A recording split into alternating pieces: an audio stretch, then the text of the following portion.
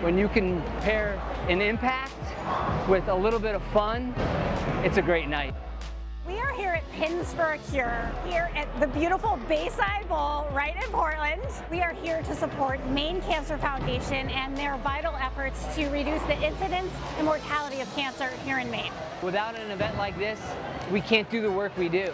Everybody knows somebody who has been impacted by cancer in one way or another, so we're in a room full of people who want to support something that affects everybody. This event is open to the community, so our agents invite their sphere of influence, their past clients. We have a number of amazing sponsors here supporting Maine Cancer. So it really is just a beautiful time to mix and mingle with members of our community that we care so much about. It's a really great opportunity to kind of leverage some of the relationships that we've made over time within the real estate world. So a lot of our partners like moving companies, title companies, lenders, stuff like that, who really also value giving back to the community in different ways, and this is one way.